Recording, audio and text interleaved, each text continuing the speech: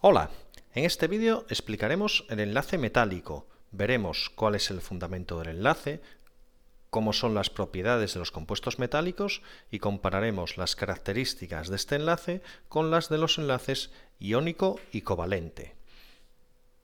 Los metales son materiales enormemente frecuentes y que son muy utilizados por su infinidad de aplicaciones, como conductores, para tuberías, en construcción, para herramientas. Infinidad de instrumentos están hechos o tienen partes de metal, pues su enlace, que veremos con detalle, podemos llamarlo nube o mar de electrones. Antes de centrarnos exactamente en el enlace metálico, vamos a recordar unos conceptos de enlace en general.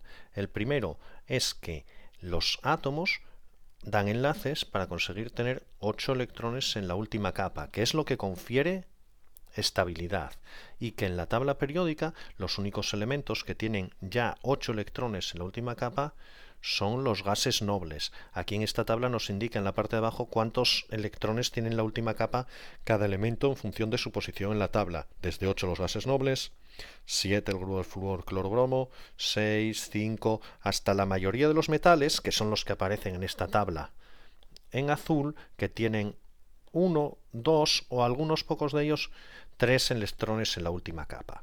Y en función de ¿qué van a hacer para conseguir tener 8? Tendremos los distintos tipos de enlace, que vamos a ver a continuación. Muy rápido, el enlace iónico y el covalente. Si miramos el enlace iónico, que es el que se da cuando se enlaza un metal, alguno de los que tenemos aquí en azul, en esta zona de la tabla periódica, con algún no metal, los que tenemos aquí en amarillo, ¿qué es lo que hacen? Lo que hacen es que los que están aquí en amarillo tienen muchos electrones en la última capa, 6 o 7, y ganan con facilidad 1 para tener 1 o 2 para llegar a tener 8, y así se convierten en iones negativos, los de esta zona de la tabla. Mientras que los de la otra zona de la tabla, que tienen 1 o 2, lo que hacen es perder electrones. Cuando pierden electrones se convierten en iones positivos. Y ahora, estos iones positivos y negativos se atraen por fuerzas electrostáticas y dan lugar a redes cristalinas. Por lo tanto, enlace iónico, elementos de una esquina de la tabla con los de otra, unos ganan electrones, otros los pierden, fuerzas electrostáticas y redes cristalinas. Lo explicamos con más detalle en un vídeo que te dejo el enlace en la descripción.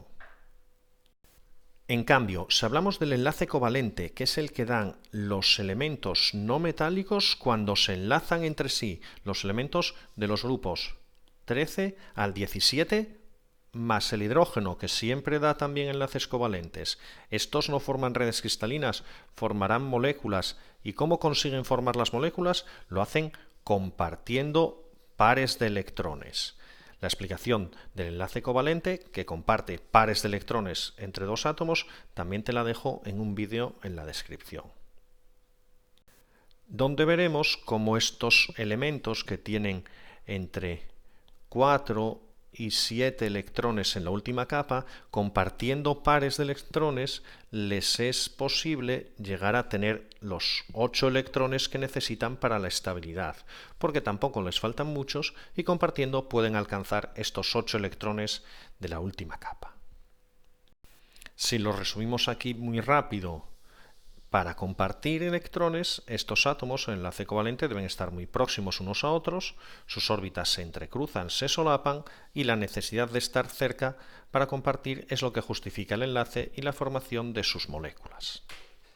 Como podemos ver aquí en la parte inferior con la molécula de agua, donde el oxígeno, que inicialmente tenía 6 electrones, comparte un par de electrones con cada uno de los átomos de hidrógeno para llegar a tener 8, y con ello la estabilidad.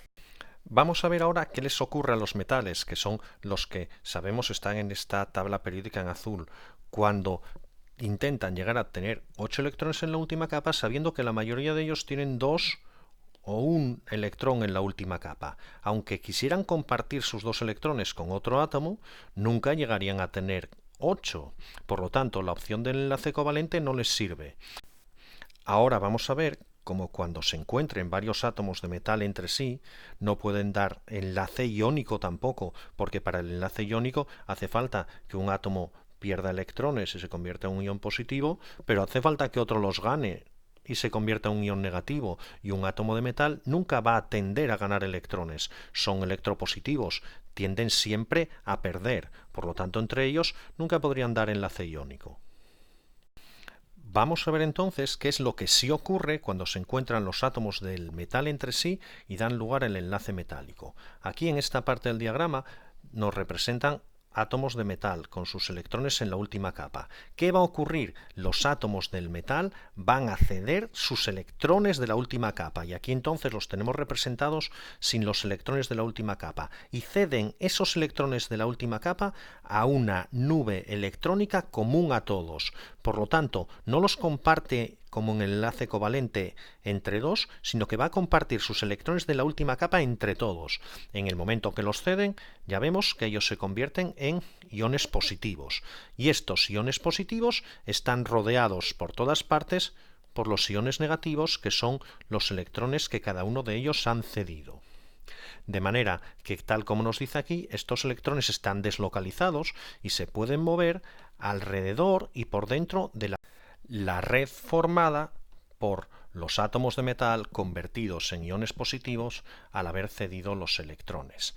¿Cuál es la fuerza del enlace? Nos lo representa aquí. El enlace ocurre cuando hay esa atracción entre los iones positivos y los electrones que han cedido todos ellos, considerando que esta atracción no es estática, sino que estos electrones se pueden mover a lo largo de la red, lo que da lugar a una de las propiedades características de los metales, que es la conductividad eléctrica. Resumir de una forma más ordenada lo que te dije en la imagen anterior, tenemos aquí los aspectos clave: átomos del metal, pocos electrones en la última capa. ¿Qué hacen? Los pierden con facilidad y se convierten en iones positivos con una carga, si es el caso del sodio, con dos, como podría ser el cobre, el magnesio o el calcio. Estos iones positivos se ordenan formando una red metálica tridimensional y muy compacta, como lo que tenemos aquí. Y los electrones de valencia que han sido perdidos por todos ellos los rodean formando una nube o mar de electrones, y esto es clave, que se puede desplazar a través de toda la red. Y esto envuelve la nube de electrones a toda la red metálica tridimensional. Con estos nuevos diagramas simplemente queremos insistir, por una parte, en que la red es tridimensional, no es plana como aparece muchas veces en los dibujos, y que el enlace se produce por esta atracción electrostática entre las cargas negativas de los electrones y las cargas positivas que tienen los iones formados cuando los átomos del metal han cedido sus electrones a esa nube o mar de electrones común que los baña a todos. Para terminar, las propiedades de los metales que dependen de la estructura de su enlace. En primer lugar, son sustancias densas porque el empaquetamiento de la red es alta. La red es una red muy resistente, por lo tanto tienen puntos de fusión moderadamente altos, algunos un punto de fusión más bajo como pueda ser el plomo, pero otros puntos de fusión muy altos como puede ser el wolframio.